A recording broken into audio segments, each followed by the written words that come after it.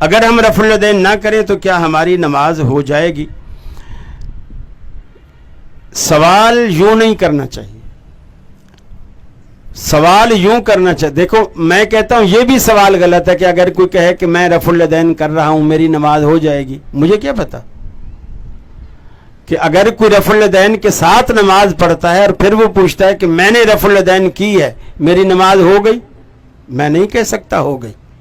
اور دوسرا کوئی کہتا ہے میں نے رفع الیدین نہیں کی تو کیا میری نماز ہو گئی؟ میں نہیں کہہ سکتا نہیں ہوئی، ہوئی یا نہیں ہوئی میں نہیں کہہ سکتا.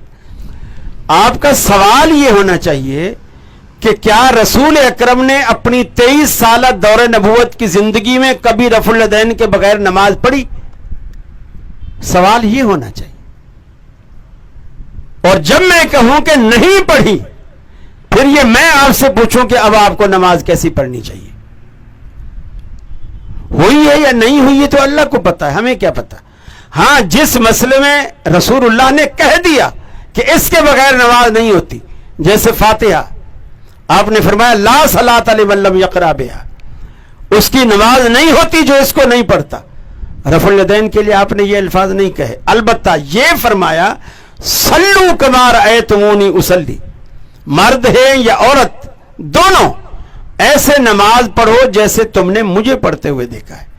تو گویا مرد عورت دونوں پر نبی کریم کا طریقہ اس کو فالو کرنا ان دونوں پر لازم ہے، دونوں پر لازم.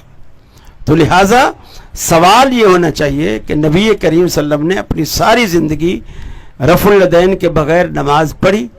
جہاں تک میرا نالج ہے نبی کریم نے اپنے 23 سالہ دور نبوت کی زندگی میں ایک دن کی ایک نماز کی ایک رکعت بھی رفع الیدین کے بغیر نہیں پڑھی. اگر پڑھی ہے تو حدیثوں میں نہیں ہے.